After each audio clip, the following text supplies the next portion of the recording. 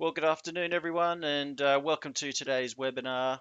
It's great to have you joining us to learn more about the coveted Max Gardner Award program. And for those who I haven't had the pleasure of meeting yet, my name's Mitch Witherington. I'm the head of operations at PCFA. My team and I oversee a broad range of areas across PCFA, including the support group program, life force presentations, the Mates Connect program, and community engagement. So it's a pleasure to have you here today. Some housekeeping today, just to let you know that today's webinar will be recorded and available on the PCFA YouTube channel. It will also send out a link in the next support group e-newsletter so that those who couldn't join us today get to watch that, a replay of that. If you have any questions today throughout the presentation, please submit them via the Q&A button. It can be found in the panel down the bottom, and we'll aim to answer as many questions throughout the session.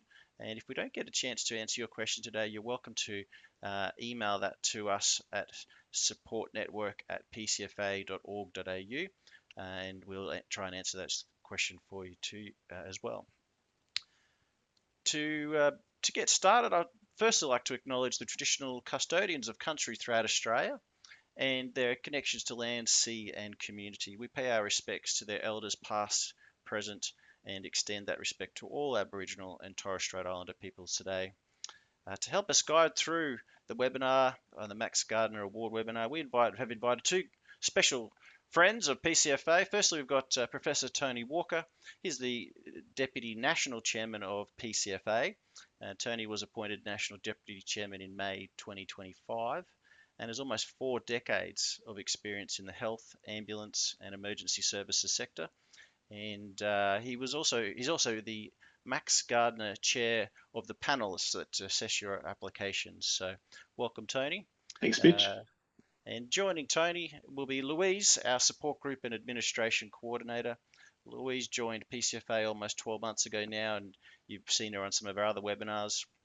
And prior to joining us, she had a career in mentoring and coaching and facilitating individuals and workplaces to help them elevate the performance of their people. And so welcome, Louise. Thank you, Mitch and Tony. Sven in the background, thank you. Yes. And so, Tony and Louise, I'm going to hand it over to you to share a little bit about the Max Gardner Award. Thank you. Okay, so before I interrogate Tony with some questions, given his vast experience, not only with PCFA, prostate cancer, and the Max Gardner Award, I reflected on the purpose for hosting this particular webinar, and it really made me think about, after reading in the last 12 months, the nominations that came through, and you've seen through all our communications this year of the 3 recipients, and then I've gone back through history reading them, and it appeared to be that there are 3 main reasons that you would want to nominate someone for a Max Gardner Award, and that is relevance, recognition, and rewarding. And I'm sure in your mind that you would have others, but these are the 3 that stood out for me. And it was an absolute pleasure over the week, given Sven's amazing filing system. I could find all these images of past acknowledgements of past events and ceremonies for this award. So if you were to look at that hand, you might want to think, who is that? Who was presented? And if you squint and look at that certificate, you'll see another one. Good old Don from our Northern Territory group up there. And I think the hand might be someone in Bayside here in Victoria, but more on that later. So they're the 3 reasons. So then if I drill into relevance, when we are looking at those awards, and I know that Tony will elaborate, will have even a broader view on this, it's all this connection with us at PCFA, our vision, our mission, and our values, and how close is that information provided by the support group, by the key nominator? How are they explaining that person is motivated by our vision, our shared vision, that no man dies of prostate cancer, and obviously the effect on the family, and how in their actions are they mission focused. What is it that that person has done over a particular period of time to be able to mobilise other people in the community, whether that be local or Australia-wide. And in particular, their behaviour, their character and actions, how do they live according to our values? So that's the relevance component. Recognition, this is what it's all about. We're sitting in our homes and offices at PCFA. We're not out on the ground as much as our community engagement managers, but we don't actually see what's happening. So we need to know about all these actions so that people can be recognised. And we know people's motivation. They are driven by recognition. That is the basis of humans. So that's why we do what we do. And this particular award is about this service, this absolute contribution that is made, and there is an impact associated with that, whether that be a local community or Australia-wide. And then I think the third and probably almost most important reason is this ability to get everyone involved and putting it together, because there is this sense of happiness that's generated by seeing someone being nominated and thanked for all the work that they do. So that was in my mind, but you know what? It all comes back to this particular person. So this is where I'm going to start drilling in with some questions, Tony. We really want to maximise, leverage our relationship that we have with you and your roles. So I see this image all the time, and I could dig a little bit, and the key word of passion comes out, and then this growth of our support groups and creating a network. That's key for me. But can you tell us a little bit more about Max Gardner? How does he get his name? And it's attributed to this particular award. Thanks, Louise, and hi everyone. Look, you hit on the head. Max was a passionate advocate for improving survival with men with prostate cancer. He was diagnosed himself in the sort of mid-90s, and had a very strong view that if he had been diagnosed earlier and was aware of the services available to him, he may well have lived a lot longer than he did. And so he made it his life mission to get out there and to ensure that the message was out to men and their families around prostate cancer, around what services are available. And importantly, was a really strong advocate for the establishment of the peer networks that we have today that are foundational to the Prostate Cancer Foundation. The reality is that, our support groups, the networks that have been developed, Max was instrumental in establishing the first number of those. And that set the template, if you like, for the number of support groups we've got operating around Australia now. So he and this epitomises, I think, as we'll talk a bit about, I'm sure in a minute, Louise, the types of people. Max represents the sort of person who essentially is the core fabric of Prostate Cancer Foundation, that we exist because of, and we exist to support men like Max. And there are plenty of men, and I have the pleasure, as you said earlier, of chairing the Max Gardner Award panel, assessment panel, and to see the stories and to also hear the stories and to see these individuals and to meet these individuals is amazing. And they're the lifeblood of their communities. And there are many, many men alive today living good lives as a result of the likes of Max and the many people like Max out there. So really, he's our, if you like, standout in the sense of what men with prostate cancer can do in supporting other men, and the big difference they can make. And I certainly think it's it's a wonderful example of what's possible. And so I've got here on the screen, Tony, what is possible, and you mentioned the term template. So obviously, since all that commenced, and we've been hosting these awards every year, I've captured this from our website. I'm hoping to be proven wrong that we don't have everyone here. We didn't include this year's recipients, and is there anyone there in particular that is a story that you recall? Any particular awardee that their story stands out? I know it's a bit of a challenge to pick one out. Well, there are some wonderful people there, and I can speak to particularly the last couple of years. So I've had since I've been chairing the panelists, I've had the pleasure to award some of these on behalf of the organisation to the individuals. And if you look at the likes of Alan Cunningham and people like that, they are,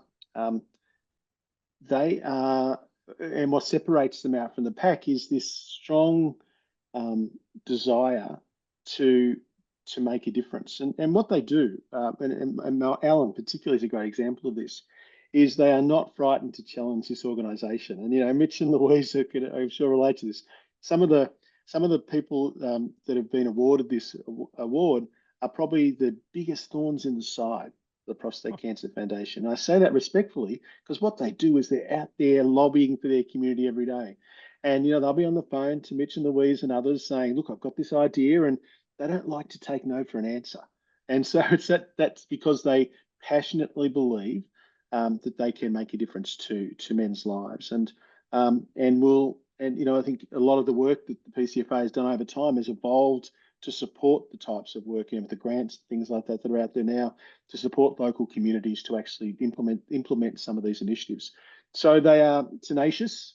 They are out there telling their story. Alan's a great example of that, and they are loved by their community. And so they are, it's a joy to go into some of these locations and to see the amount of love they have for these people, men and their families who wouldn't be around today in their view, living good lives, if it wasn't for people like that who are making a difference. So, that's the type of people they are, and they are inherently embarrassed by getting this award. It never fails to amaze me. They're very embarrassed, but they are very very appreciative of it, because they don't do it for the awards. They do it because they want to make a difference. But that probably gives you an example of the types of people that we're seeing that are successful through this process. Indeed. I do remember Alan calling and leaving a very lengthy message about something in particular. And and I totally agree. It's almost that squeaky wheel that, not purposely, but it gets that type of action and attention. Now, let's drill into your role with our assessors, and we really value those people volunteering their time and navigating their way through all the wads of paper that comes associated with the nomination form. What is it that an assessor is looking for? So what are they looking for, and what does the nominator need to be mindful of when they're putting that information together? So I think probably the first thing is, and I'll be very honest about this, Liz, I think it's really important. It's not a good bloke award. So it's not an award that there are a lot of people out there who are really good people doing good things in their community. But I think it's about the Max Gardner Award is the penultimate award of the PCFA. And so what we're looking through this is men who have made a significant difference. That can be a local difference, or it can be more broader. It could be regionally based. They could be involved in specialist areas, specialist support groups out there as well. And so what they're really doing is they stand out from the pack, if that makes sense. So, and it's a really tough role for us as an assessment committee to be looking at, because everyone we see deserves an award for what they do.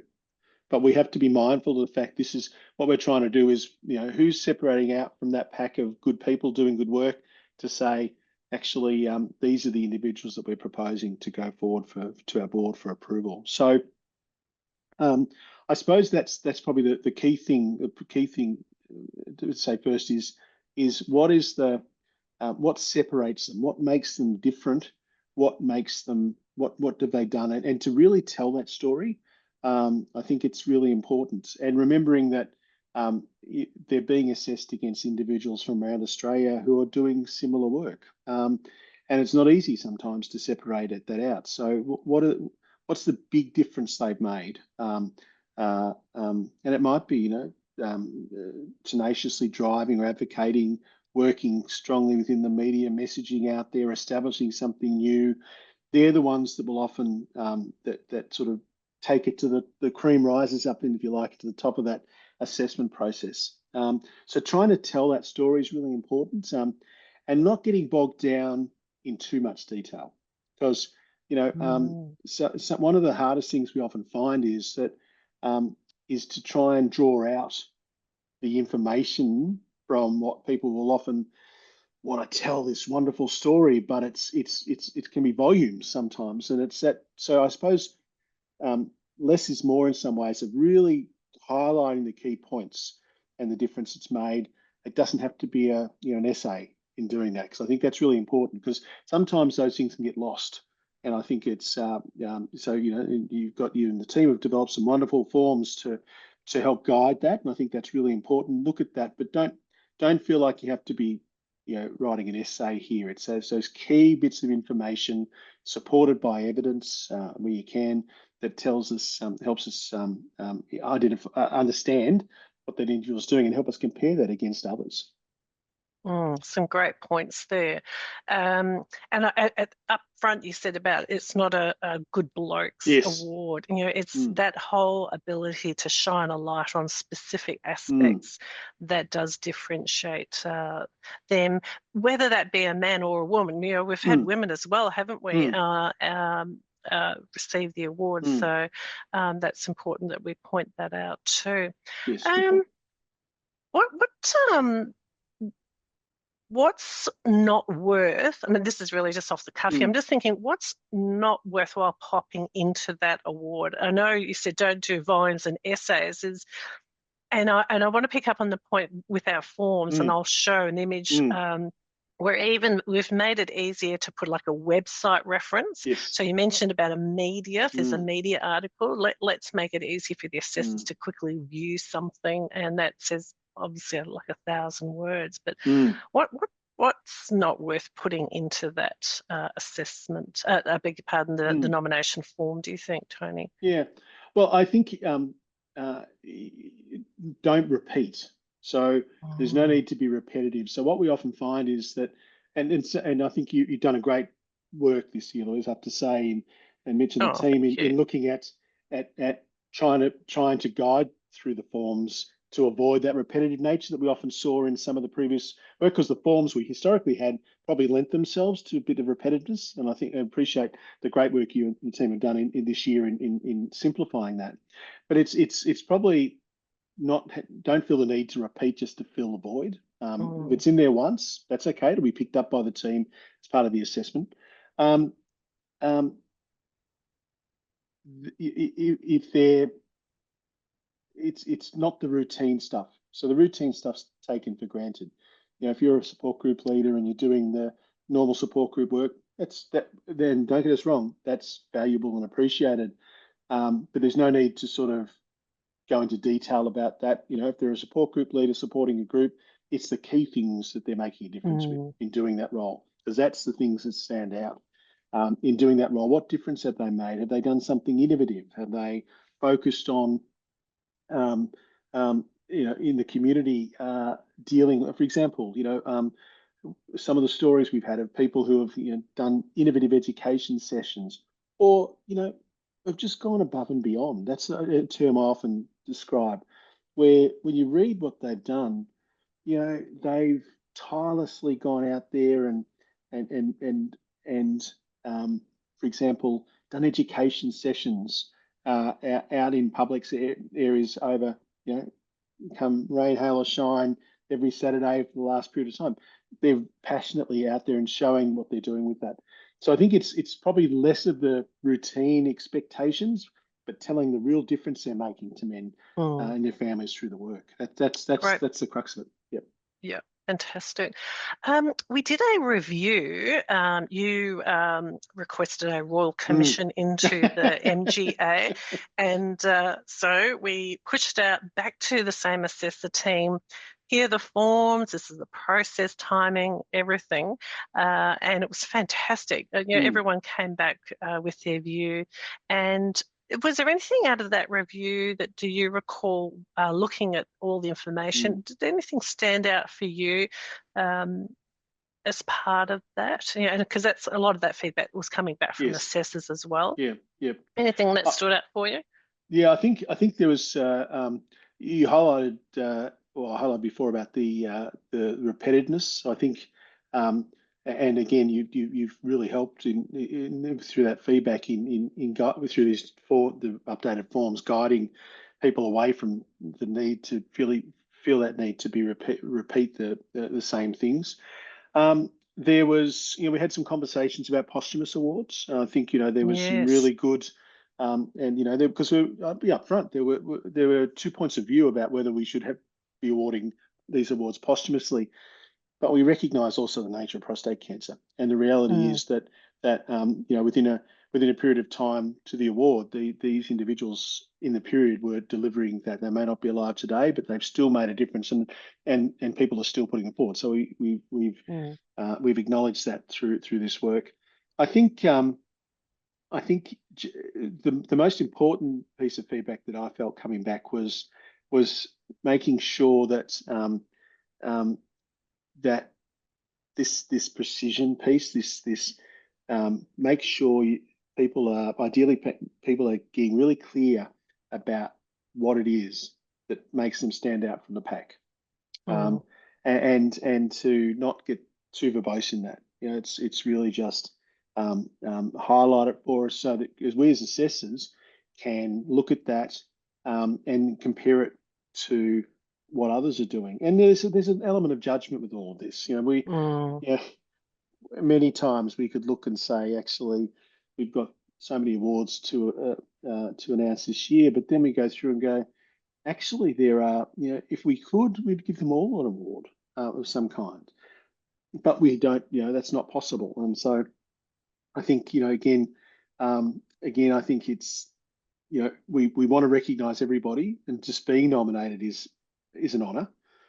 People should recognise that. I think, but importantly, it is getting to the crux of the key information to help us really separate the individuals out from their peers. And then there's a subjectivity to it. I need to be upfront about that, but the assessors have all had experience with prostate cancer, either personally or through their family. And so, have us understand support groups in the network very well. And so bring their own experiences to looking at that as well.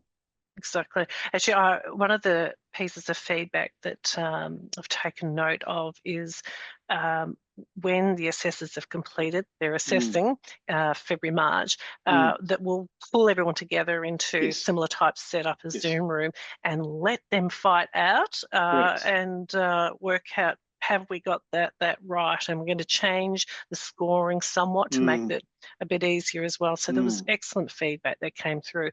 So for those that are with us today and viewing later, we really are on top of this. We want to make it easier for you to nominate, but at the same time, even easier for our assessors to make some sound judgment there.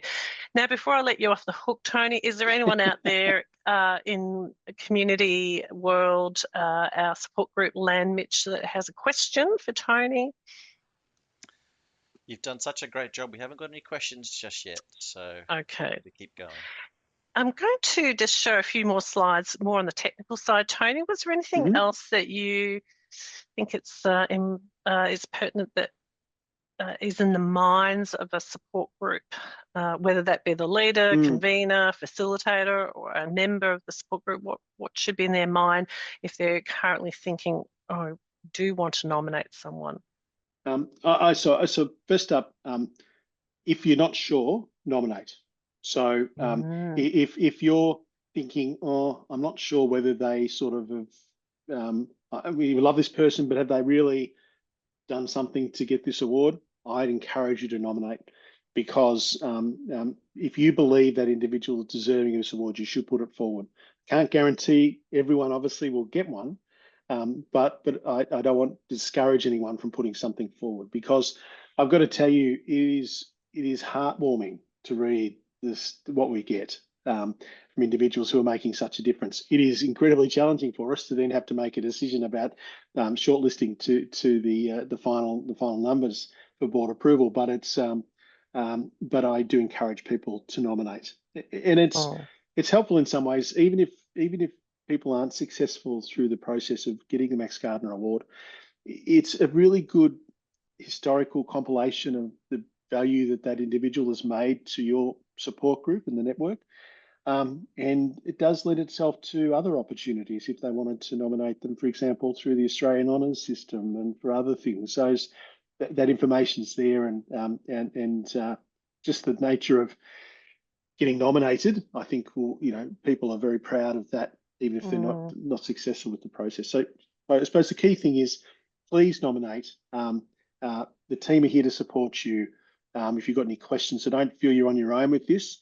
If you're getting a bit, I'm not quite sure, make contact with you, Louise, and to talk through that process so that they feel they feel they've got and they will have all the support they need to develop it and put it forward. Indeed. I might just add to that, if I could. Yes, Louise. please. Our community engagement managers often see wonderful acts of service out in the community, and have a chat to them as well, because sometimes the support group leaders are doing things during the week, and sometimes you may not even see it, but our community engagement managers do. And I'll also encourage our community engagement managers, if they do see some amazing acts of service, to reach out to perhaps some of the other committee members and say, hey, you should nominate that person. Because nearly every week, Louise and I hear from our community engagement managers about just amazing work that support group leaders and other committee members are doing out in the community, just tirelessly serving the community and trying to raise awareness. So there's plenty of people out there who would be worthy of this award, and we want to encourage them to their committees, their groups, to get behind them and nominate them. Yeah, great point. Okay, so thank you, Tony. Now you're staying with us. I just want to go through a few technical items, and do jump in at any time. So I'm just going to share my screen again. So as Tony has mentioned about our forms, we've taken on a lot of feedback, in particular, given I've only been here almost the year, so those that nominated last year.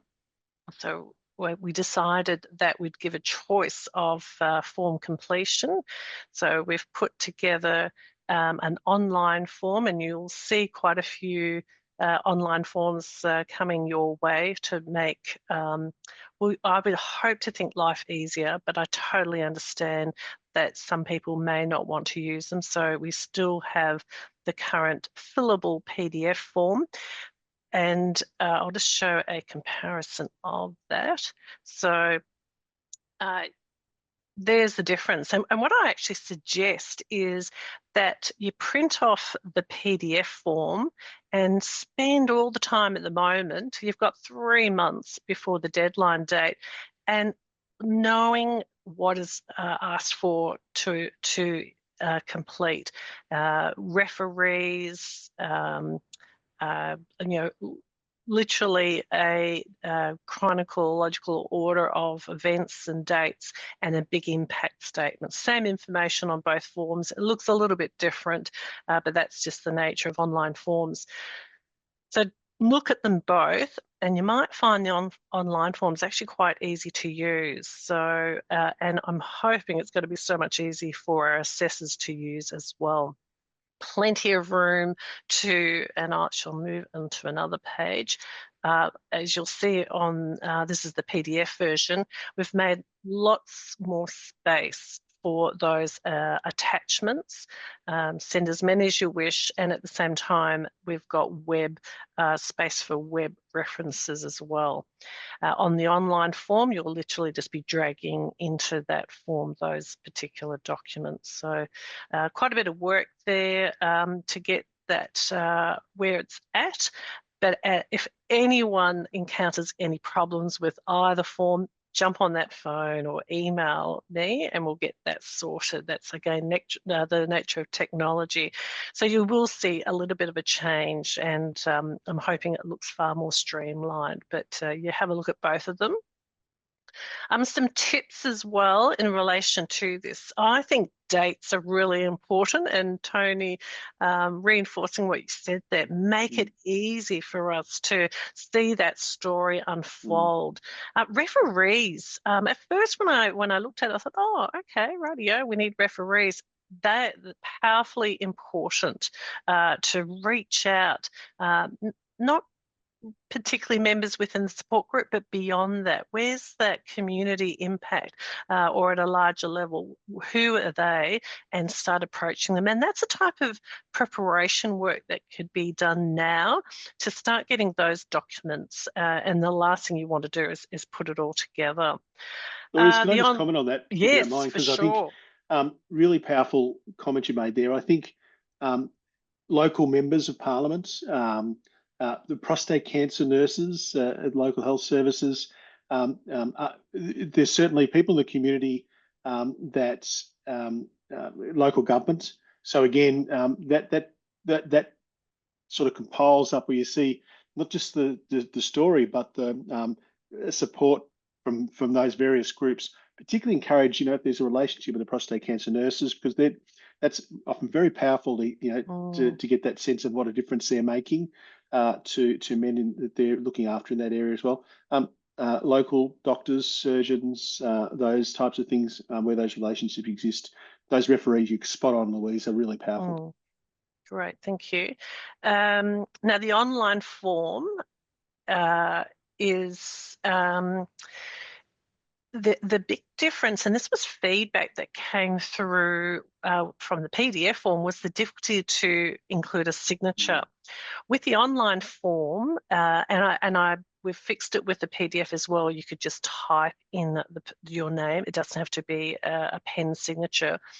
With the signature on the online form, there will be an email that's received to validate that signature, and they're not going to the FBI anywhere to make sure you are who you are, but it's just a process so that we know that you are a person and completing it. And even better still is we can see, big brother, but we can see that someone has started an online form. So we don't have any time to start reading them early, but at least we know you've started. So if we don't see that progressing, I can then reach out to you and say, how are you going? I can see you've started one. Do you need any help?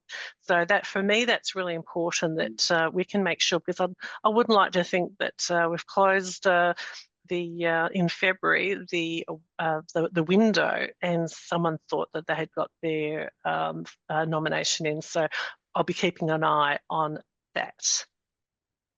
So who will you nominate? That is the big question. And I was thinking today, what perler of a question might be thrown at us and we don't know the answer? And one was, what happens if there are two people you want to nominate? I don't know if that's ever happened before, but I don't think we'd say no. But I would just say, was a lot of time and effort required. You might just want to focus in on one person. But yeah, there are so many great people out there in our support groups. So think about that. I'm hoping this has encouraged people to really make a plan, and yeah, reach out if you've got any questions. We're here. We're always busy doing work, but most importantly, if you need us, we want to be able to respond immediately.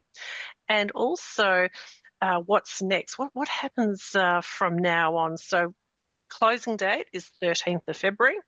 So that is 3 months away. And I know that a lot of support groups aren't operational through that Christmas, January period. But if this is something that is important for you in the support group, you will obviously want to factor around that timeframe. We pushed it out. And we've made it that late because they won't be announced until Volunteer Week during May. So you've got that time.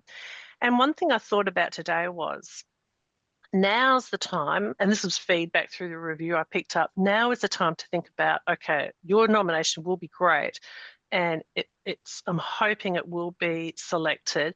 What's that presentation going to look like? How are you going to see through the amount of time and effort you've put into the nomination? What will the presentation look like? So think that far ahead in part of your planning on how it might look at the end from that time of announcement.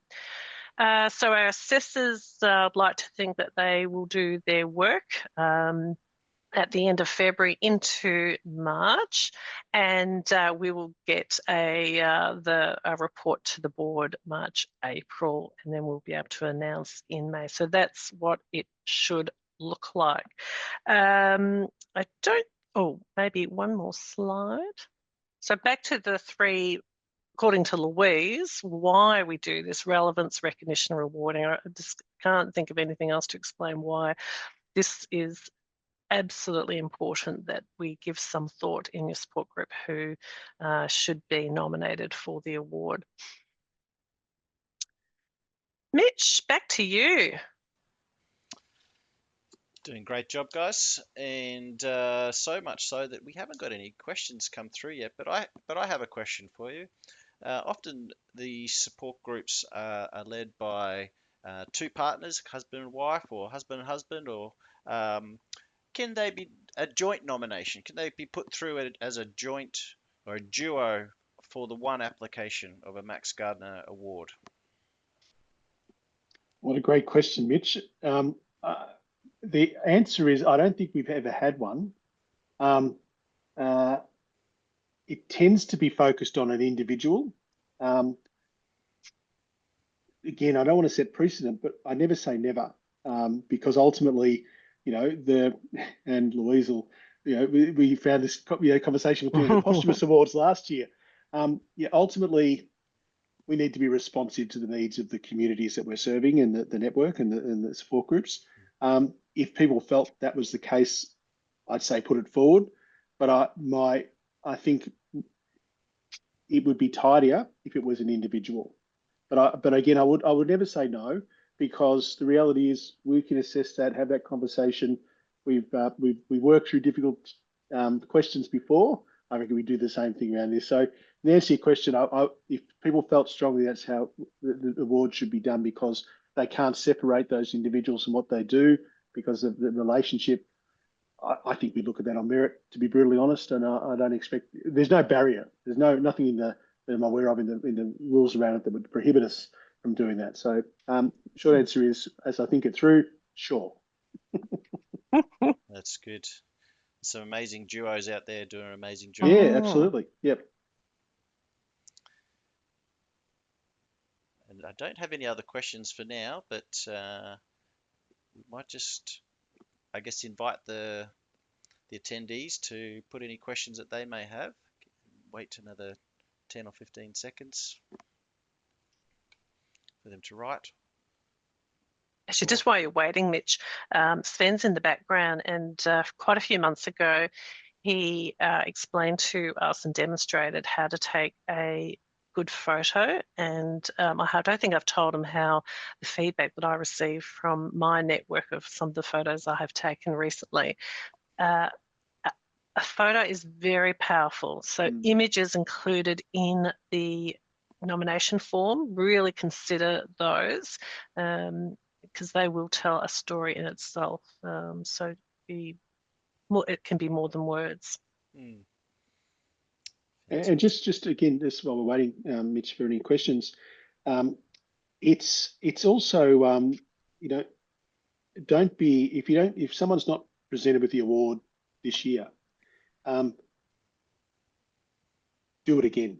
But I'd encourage people, if you've not been successful, to make contact with the team to see is there anything they could do better next year. Because sometimes what we'd see is the same submissions get put forward year on year without people necessarily seeking feedback. And I think there are ways we could give advice to strengthen that as well. So, but again, it's not a once-off. If someone's not been successful, they may well have just been, the next one or two down. So I encourage people to submit again if they've not been successful in previous years.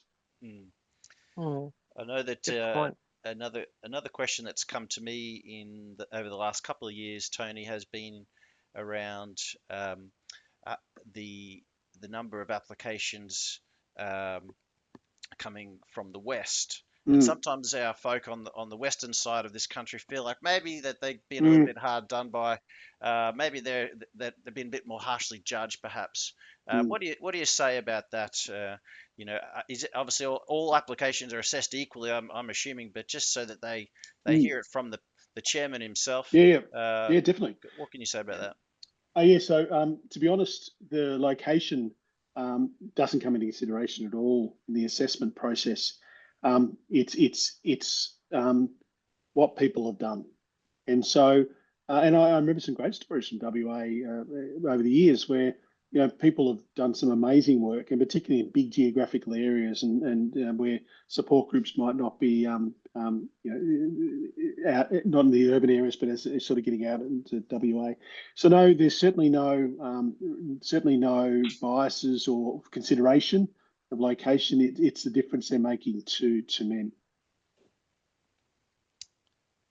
Yeah, great. Now, just looks like there might be a question here. So yeah, this is a question about what your advice is around resubmissions. Should I add more photos, make more adjustments to meet criteria missed beforehand? I think you kind of touched on it before about seeking some advice. Any other advice there for those who've perhaps submitted an application on multiple years and been unsuccessful? Yeah, I think so there's a couple of things there. It may well be that others are doing more. It's a really hard thing to assess. I'd encourage particularly people who are resubmitting to go back and have a good look at the criteria, to maybe have a look at who's been nominated previously, because the stories are on the PCFA website, and you can actually see who's been awarded and what it was that they've done, and see if there are ways of strengthening the information that's being provided. Certainly, as we talked about earlier, the forms this year do guide a lot more, and I think that's really helpful. But it's really pulling out the key difference they're making, so the assessment panel can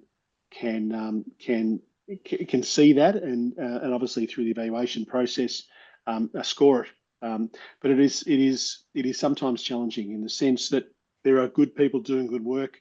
We often see nominations come forward that you would say is so wonderful and they're making such a difference. But is it but there are others who have gone above and beyond, and they're the ones that often will be higher up the list when we're doing the work. And does the panel change each year, Tony, or is the same every year? It's generally been the same for the last few years. We will, if people are not available, and we've had that happen up. So I think we look for different people coming on. It's a mixed panel. So it's got people from a range of different ages, experience, locations, gender.